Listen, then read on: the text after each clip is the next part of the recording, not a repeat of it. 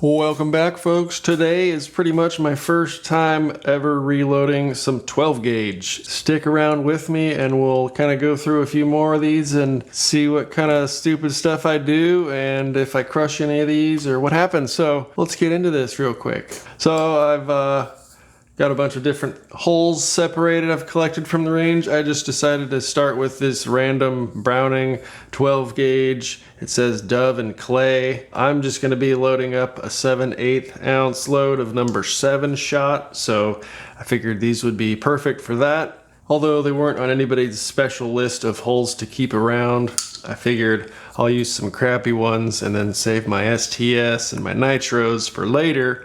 Once I get a little better at my process and, you know, all that fun stuff, and probably use those for buckshot or something else anyways. But anyways, yeah, we're starting with the Browning Dove and Clay holes here. Get our sizing ring on there. Knock out our primer. And if you can see over here, these are all the ones I've done total in my career of shot shell loading. That's 2, 4, 6, 8, 10, 12, 14. And it took me that many to figure out how to do the crimp. So, look at that. I mean, these aren't horrible, but some of them were pretty much off axis or I had it lined up wrong. And I'm sure I'm going to do it a few more times, but that's part of the learning process. I bet these will fire just fine. I'll probably hit a little dab of some fingernail polish or something just to make sure those don't come apart. This is actually the worst one here. It's really hard to tell because it's black, but you can almost see into there. And the pellet's not going to quite fall out, but I just want to hit it with something to seal it up. And then this was the second ugliest one, but still pretty serviceable, I'm fairly certain. I'm not too worried about it. I'm just going to do you know, maybe this many more. That's all I have of this style, but they'll work with my wads here. So I'm just going to run through the rest of these and we'll see what happens. You can see we're using the Cheddite primers. That's what's available everywhere. They're like 65 bucks. So that's what I'm using. And these are much different than your normal center fire pistol or rifle primers. Look at this big old honker. It's called a 209. Okay. I guess you can use them in certain muzzle loaders and stuff as well, but this is what you use for every single shot shell size, I'm pretty certain. All the way from, you know, 8 gauge or whatever down to 410. They all use the same 209 primers. There's also a Magnum equivalent somewhere, but these are just standard. We'll also note that these are the European size, which is apparently about 1,000th in diameter. Larger than your domestic style CCIs, Remingtons, Federals, Winchesters, etc. So if you use these and try to go back to your other primers, you might have a bad time. They might be loose, they might fall out or whatever. So if you stick with your European style, you'll be good. Otherwise, watch out. I can't speak from experience though, but that's what I've heard. And there we are. Sizing ring will pop off as soon as we add our new primer. And check that out, fellers. Would you just look at that? It's beautiful, nice and flush.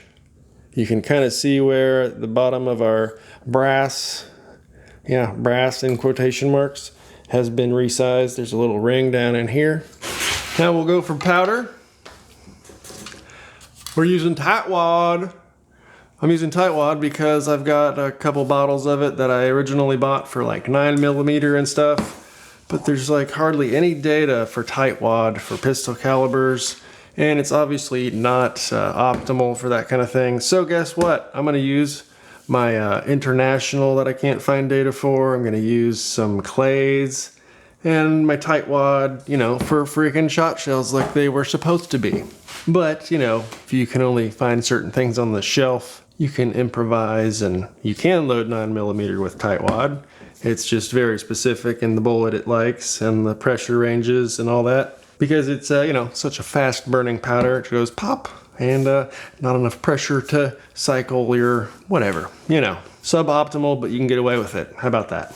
Anyways, we're adding approximately 16.8-ish, 17 grains of tightwad here. So we'll lower down, slam her over, and yeah, we got some leakage here from the twad here.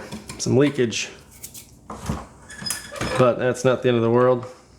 And you're never gonna see that, but there's our charge of powder in there. Get her seated back under the wad guide.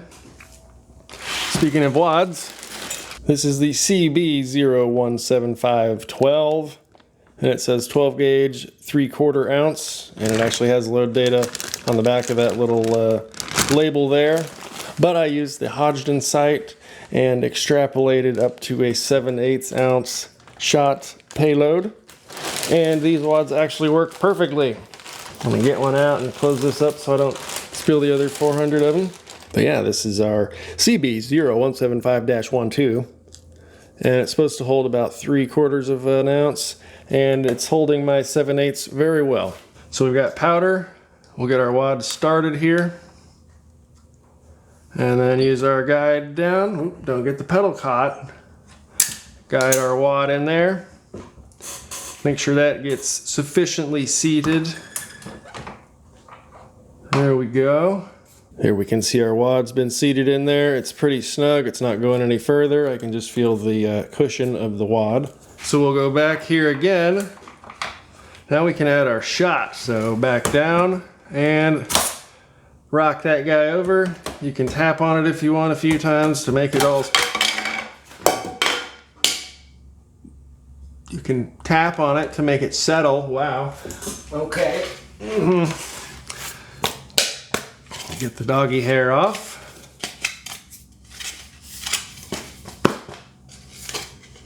Okay, there we go. Put him back on there. All good. And we should have our shot in our shot cup from the wad. So there's our shot in our wad right at the bottom of the crimp, and that's exactly where we want it. These 3/4 ounce wads are working just perfect for the 7/8 ounce load of my number 7 at least. So now we'll come over here, and since this is a 6-star crimp, I need that to be facing me on the back side. We'll come down to pre-crimp. The little instruction manual says to hold it for a few seconds. Come back up.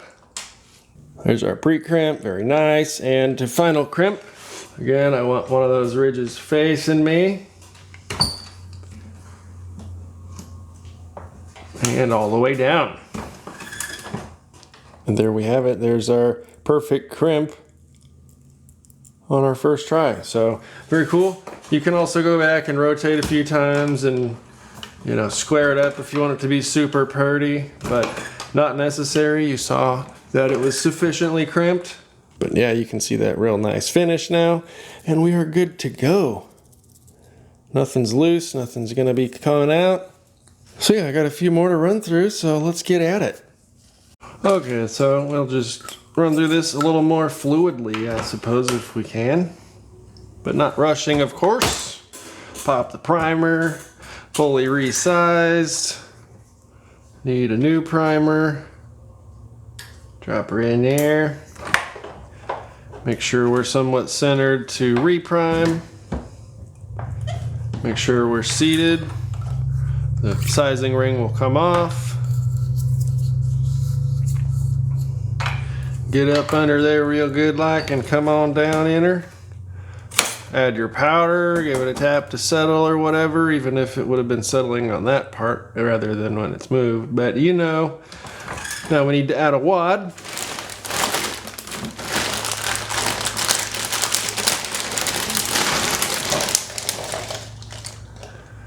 Get a few out here.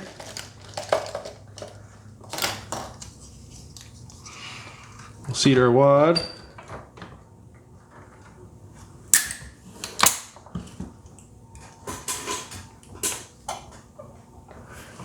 Make sure that seals down in there sufficiently. Very nice. We don't need to take it out every time either. I just need to inspect it because I don't know what I'm doing really. And then this is where you would tap if you wanted it to settle into your reservoir before sliding it and dumping it. But there we go, that's beautiful. Yeah, right at the very top of the wad, right before our crimp. Just amazing. Totally good stuff here. Nice, it's easy on the pre-crimp. Hold it for a few seconds. Move right over. And final crimp. Just give her a little rotate. Probably unnecessary, but dang, don't that purdy right there? Mm-hmm. Very nice. And actually, check this out. This is not a 12 gauge reloading block. This is a 50 BMG reloading block, but here's some 12 gauge shells. They fit in or upside down. 20 gauge fit just fine. So yeah, it's only 8x9, but I'm just gonna do rows of 5 until I get to 25, and that'll be my first box of shot shells ever reloaded, man. Pretty sick, right? Nice violent resizing there. Very nice. New primer. Comes out of the sizing ring, and then we seat the primer. Make sure that's snug.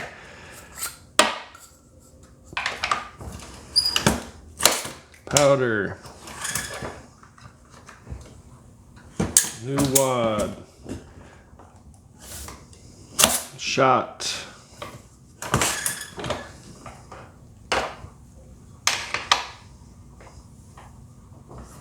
Pre-crimp.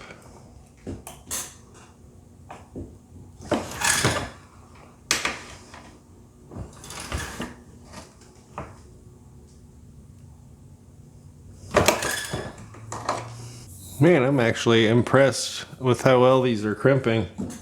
That's good stuff, man.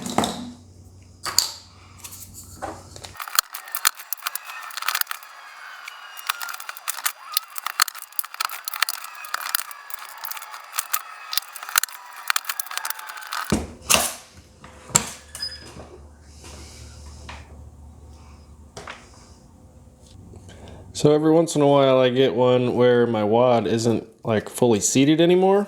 I don't know if it's sticking on the guide when it's coming out, but I can push it down and compress it back to where it needs to go. But is there a cause for that? Does anybody know? Have you experienced that? And then as you see, after we settle it there, it's back to where it should be, right above the crimp. So, I mean, it seems like I should be good to go from there, but does anybody know why my wad's kind of coming out with the shot in it after it's been seated? Maybe I'm doing that incorrectly or something. Let me know down below, because I'm still new at this. I'm going to keep screwing it up. Maybe it's just a blown out hole perhaps, and it doesn't have as much tension anymore. But as far as I know, with my limited research and knowledge, it should be a tapered case going with a tapered wad, and I should be good to go. But yeah, another beautiful crimp, and that's my first 20 shot shells there, fellers. So yeah, that's pretty much it. That's my first 20 shot shells there from these unknown Browning shells or holes that I've never really seen around before. And there's a few that I'm gonna pull apart. Obviously that one's kind of rusty, but I'm gonna steal the lead from it at least. And here's some of the tightwad that's leaking out. I'm sure that's not unheard of. Kind of all over the place. And there you go, fellers. That's pretty much it for this episode. As you can see, we have some wads back here, and those are for 1 1/8 buckshot load.